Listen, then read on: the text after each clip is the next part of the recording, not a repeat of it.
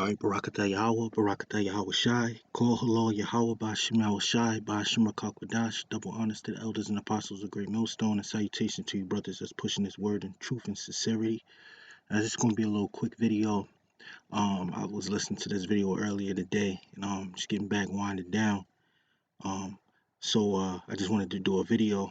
The brother, the elder apostle, Gabar did this video. He is coming with some serious wrath and fear will be generated, and I concur. I believe too.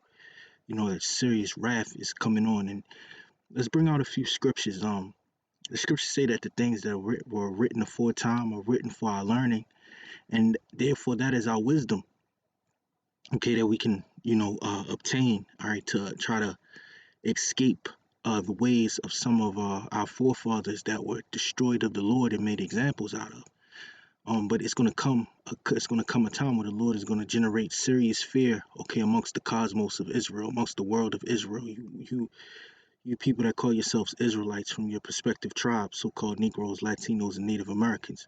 Yahweh Bashim Yahweh Shai is going to show, okay, that he's a great power to be feared. As a matter of fact, while I was thinking about that, let me get this precept right here. In Jeremiah, the 10th chapter,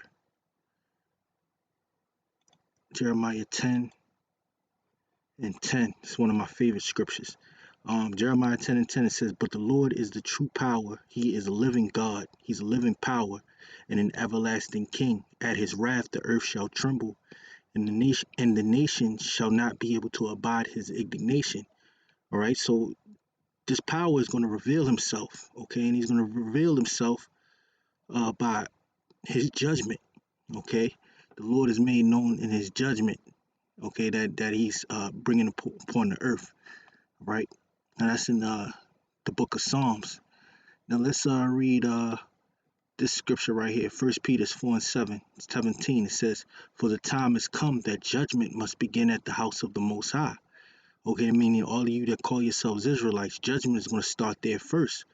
Okay, and it says, "And if it begin first, if it first begin at us, what shall the end be of them that obey not the gospel of Yahweh Bashim Yahweh Shai?" Yeah, so if this judgment starts with us, what is the end of the people that don't believe? But that's going to be a great wrath and a great example of the power that the Lord is going to manifest in the destruction and judgment upon the ones that claim themselves to be an Israelite, that are not teaching the doctrine of Yahweh Bashim Yahweh Shai, that not being the ambassadors, the watchmen, as the Lord Yahweh Bashim Yahweh Shai have commanded men to be. So it says, for the time has come that judgment must begin at the house of the Most High, Yahweh Bashim Yahweh Shai. And if it first begin at us, what shall the end be of them that obey not the gospel of the Most High, Yahweh Bashim Yahweh Shai? So that's, pretty much, a reason to fear. He is coming with some serious wrath, and fear will be generated. Okay, and that's going to come. It's going to come. All right, it's taking taking place aforetime. It's going to come again. All right, let's go here to the book of Hebrews 4:1. It says, "Let us therefore fear." Key word is fear. All right, the fear of the Lord is the beginning of wisdom. I'm gonna read that in Proverbs, the 1st chapter. But it says, "Let us therefore fear." See, we have to remember that we always got to fear the Lord. It says, "Lest a promise being left us of entering into his rest." Now, what is the rest? The rest is the kingdom of heaven. All right, but you got some individuals that believe that their rest is going to be on this side, and they can accumulate wealth and riches on this side, and still be an Israelite, okay, and teach others other false and wayward doctrines. All right, but that's not the case.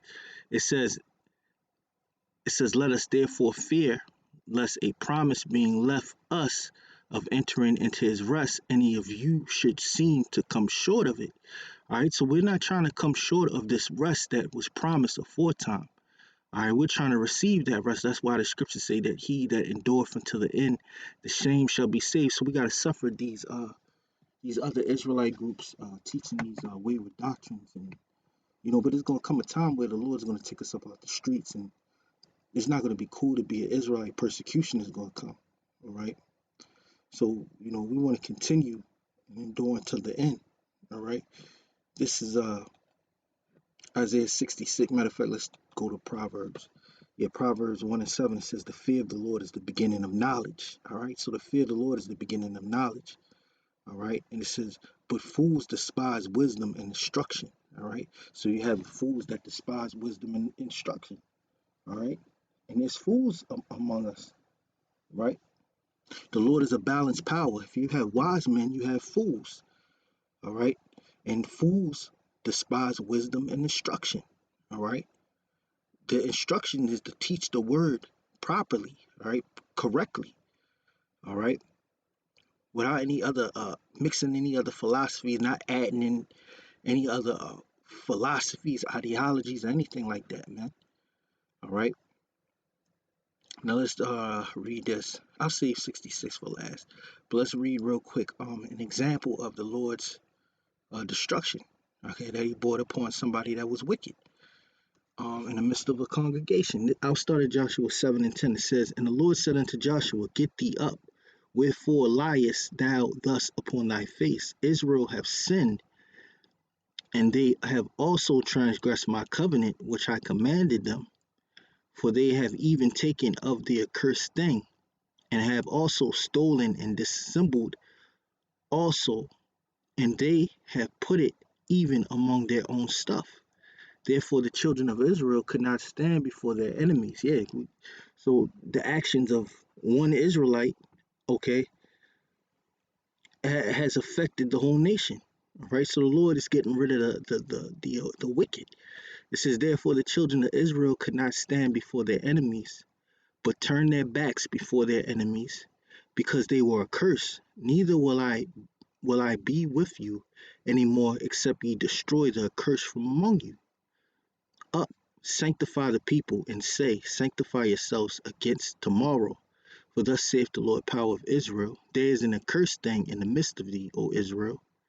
Thou canst not stand before thy enemies, until ye take away the accursed thing from among you.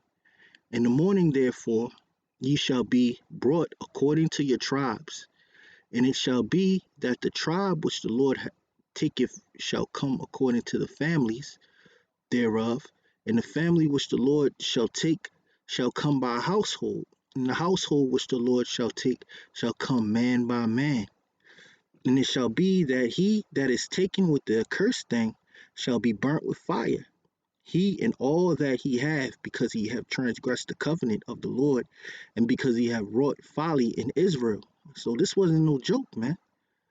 All right, one man's actions, okay, led to the nation of Israel having to turn their backs towards their enemy, and the Lord not dealing with Israel because there was a cursed thing among them. All right, so once this matter was taken care of, what was the judgment? A burning by fire, man. All right, and it goes into the story of Achan. All right, you know, Achan was the one that had the accursed thing, the Babylonish garment. All right, and I'm not gonna continue. Well, Lord's will. You know, if you want to read the story, you can go into the story. All right, but that was a great example that the Lord made, okay, of a man in Israel. And one of these is one of the scriptures that should bring fear to you. One of the stories that should bring fear to you. All right. Now this is Isaiah 66 and 5. It says, hear the word of the Lord, ye that tremble at his word.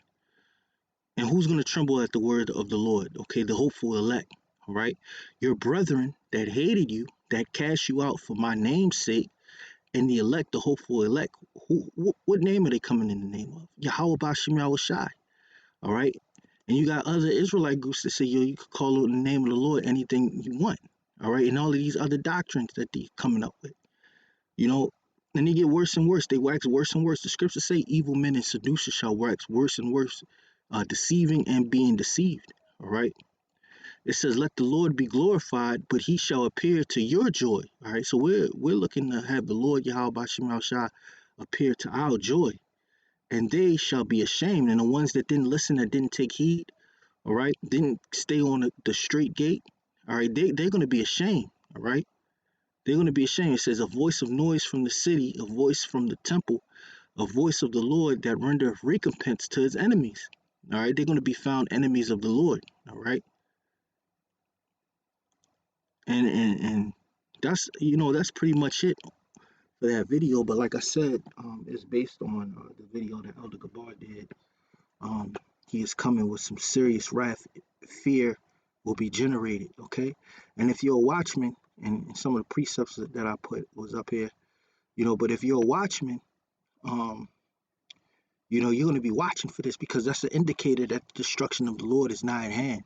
When the Lord starts judging these other Israelite groups that are not teaching the truth of Yahweh Hashem Yahweh Shai in truth and sincerity, all right, making an example out of them.